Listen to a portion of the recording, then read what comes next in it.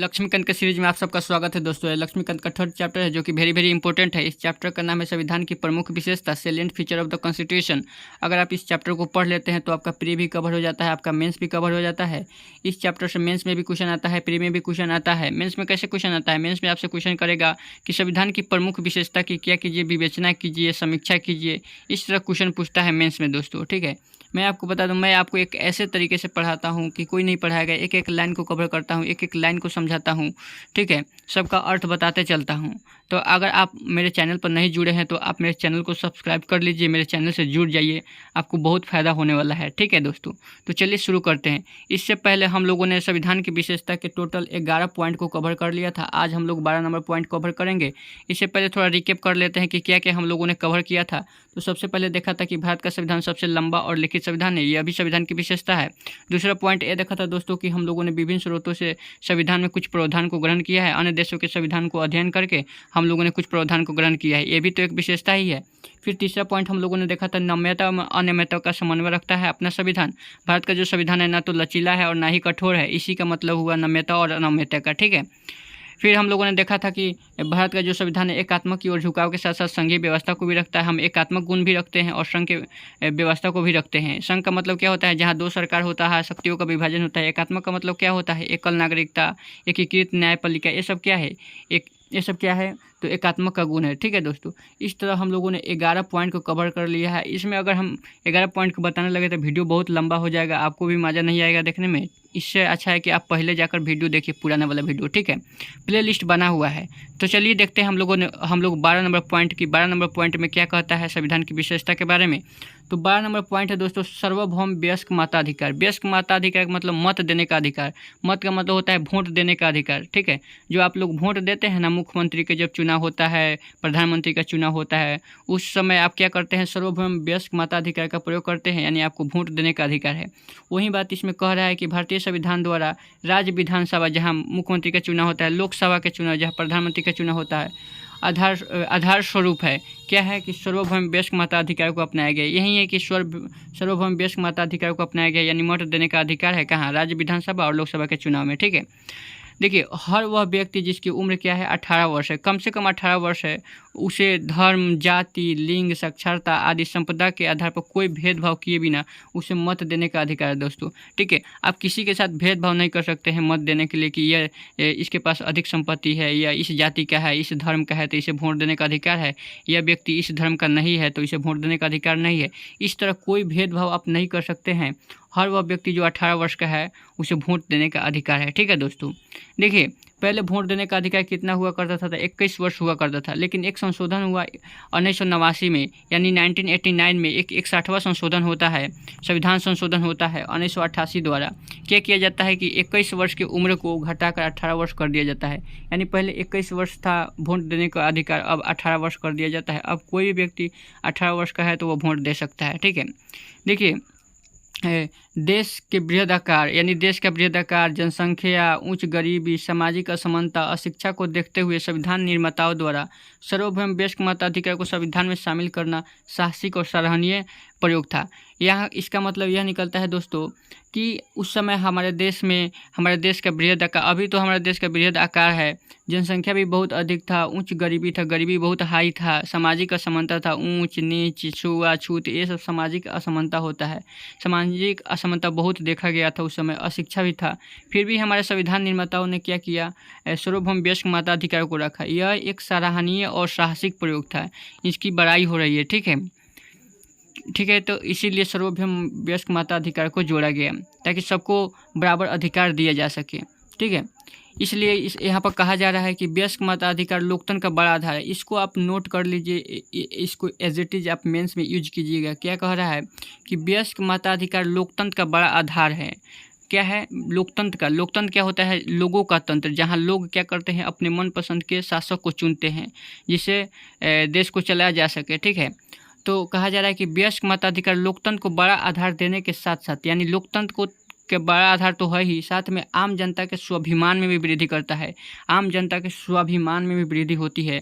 साथ में क्या होता है कि समानता के सिद्धांत को भी लागू करता है। समानता का मतलब होता है सबको हम बराबर देखेंगे, किसी के साथ भेदभाव नहीं करेंगे, उसके सिद्धांत को भी लागू करता है। तो आपसे क्वेश्चन भी बन सकता है प्री में कि क्या वयस्क मताधिकार समानता के सिद्धांत को लागू करता है, तो आप यहाँ पर ऑप्शन को चूज कर सकते हैं, सही गलत कर सकते हैं। ठीक है, इसके बाद यह कहता है कि अल्पसंख्यक को अपने हित की रक्षा करने का अवसर देता है। जो अल्पसंख्यक लोग हैं, जो छोटे समूह के लोग हैं, जो कम समूह के लोग हैं, उसको भी अपने हितों की रक्षा करने का अवसर देता है। कमज़ोर वर्गों के लिए एक नई आशाएं और प्रत्याशा जगाता है।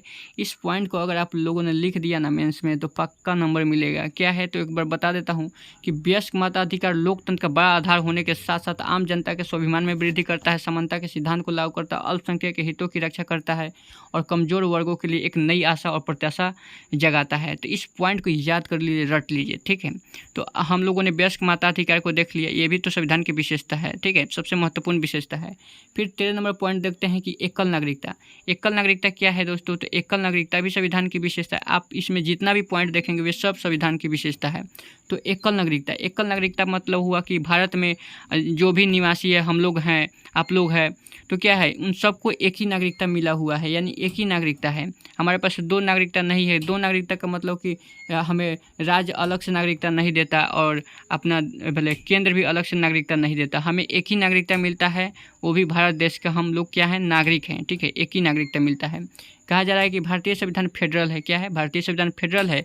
यहाँ पर दो लक्षण विद्यमान होते हैं, एक एकल और दूसरा संघीय का प्रतिनिधित्व करता है। हम आपको पहले भी बता चुके हैं, इस वीडियो में भी बताए हैं कि एकल क्या होता है, एकात्मक गुण क्या होता है, संघीय क्या होता है। अगर आप लोगों ने वो वीडियो नहीं देखा ना जिसमें बताया है कि एकल क्या है, संघीय गुण क्या है, तो जाकर देखिए, बहुत ही अच्छा है, तभी आपको सब समझ में आएगा। ठीक है, तो भारतीय संविधान क्या है, फेडरल है, जहाँ दो लक्षण होते हैं, एकल होता है और संघीय होता है। ठीक है, मगर इसमें केवल क्या होता है, एकल नागरिकता का प्रावधान, अर्थात भारतीय नागरिकता। एकल नागरिकता का मतलब एकात्मक गुण हम रखते हैं, यानी हमारे पास एक ही नागरिकता है, दूसरा नागरिकता नहीं होगा। अगर हम कंपेयर करें अमेरिका के संविधान से, तो देखिए यहाँ पर अमेरिका से कहा जा रहा है कि अमेरिका जैसे देशों में प्रत्येक व्यक्ति के पास न केवल देश की नागरिकता होती है, बल्कि वह जिस राज्य में रहता है उसकी भी नागरिकता होती है। ऐसा नहीं कि जिस देश में रहता है उसकी भी नागरिकता होती है और वहाँ के राज्य के पास से भी उसको नागरिकता मिलती है, यानी केंद्र से भी नागरिकता मिलती है और राज्य से भी नागरिकता मिलती है। इस तरह क्या होता है कि व्यक्ति को दो क्या मिल जाता है, लाभ उठा लेता है। व्यक्ति दो लाभ उठा लेता है। क्या लाभ उठा लेता है कि पहला उसे तो राष्ट्रीय सरकार द्वारा अधिकार प्रदत्त मिल जाता है, फिर दूसरा उसे राज्य सरकार द्वारा प्रदत्त हो जाता है, यानी जो अधिकार दिया रहा है, जो लाभ दिया जा रहा है। ठीक है, नागरिक होने के साथ साथ आपको बहुत सारे लाभ दिए जाते हैं, अधिकार दिए जाते हैं, रहने के लिए, कुछ भी करने के लिए, खाने के लिए, बहुत सारे अधिकार देते हैं। अगर आप नागरिक हैं तो भारत में कहीं घूम सकते हैं। ठीक है, तो इस तरह क्या होता है कि एकल नागरिकता का प्रावधान अपने भारत देश में है। कहा जा रहा है कि भारत में सभी नागरिकों, चाहे वह किसी भी राज्य में पैदा हुआ हो या किसी भी राज्य में पैदा हुआ हो, रहता हो, संपूर्ण देश में नागरिकता के समान राजनीतिक और नागरिक अधिकार प्राप्त होंगे। चाहे वह किसी भी राज्य में पैदा हुआ हो, चाहे कहीं भी भारत में पैदा हुआ हो, उसे क्या मिलेगा, उसे समान राजनीतिक, यानी राजनीतिक मतलब उसे चुनाव लड़ने कहीं भी उसे समान राजनीतिक दिया जाएगा, उसे नागरिक अधिकार समान मिलेंगे। ऐसा नहीं कि कोई भेदभाव होगा, कोई भेदभाव नहीं किया जाएगा। ठीक है, सभी नागरिक के लिए एकल नागरिकता है, समान अधिकारों के बावजूद भी। देखिए, सभी नागरिकों के लिए क्या है, एकल नागरिकता है। यहाँ पर कहा जा रहा है कि सभी नागरिकों के लिए एकल नागरिकता है और समान अधिकार है। फिर यहाँ पर कहा जा रहा है कि भारत में एकल नागरिकता होने के बावजूद, समान अधिकार होने के बावजूद भारत में सांप्रदायिक दंगे होते हैं। क्या होते हैं? सांप्रदायिक दंगे होते हैं। सॉरी दोस्तों, यहाँ पर भाग गया, कहाँ दो, रुकिए 1 सेकेंड।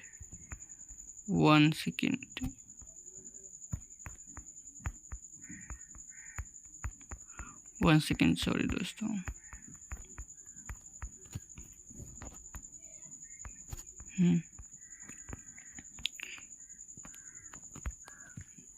देखिए, यहाँ पर कहा जा रहा है कि समान अधिकार होने के बावजूद, एकल नागरिकता होने के बावजूद भारत में क्या होता है, सांप्रदायिक दंगे होते हैं, वर्ग के नाम पर संघर्ष होता है, जातिगत युद्ध होता है, भाषाई विवाद होता है, निर्जातीय विवाद होता है। इस तरह के विवाद होते रहता है कि हमारे पास एकल नागरिकता है, समान अधिकार सबको है, फिर भी विवाद होता है। पता ना ऐसा क्यों होता है, इसको रोकना बहुत ही ज़रूरी है। आप लोग जल्दी जल्दी IAS बनिए, सबको रोकिए। ठीक है, इस तरह कहा जाता है कि इसका अर्थ यह हुआ कि दोस्तों, संविधान निर्माताओं ने जो सपना देखा था एकीकृत और संगठित राष्ट्र के निर्माण की, उसका सपना देखा था, वह पूरी तरह पूरी नहीं हो पाया। जब आप मतलब एकल नागरिकता का प्रावधान कर रहे हैं, सार्वभौम वयस्क मताधिकार, किसी के साथ भेदभाव नहीं कर रहे हैं, फिर भी अगर दंगा देखने को मिल रहा है, तो आप जो सपना देखें वो पूरा नहीं हो पाया है।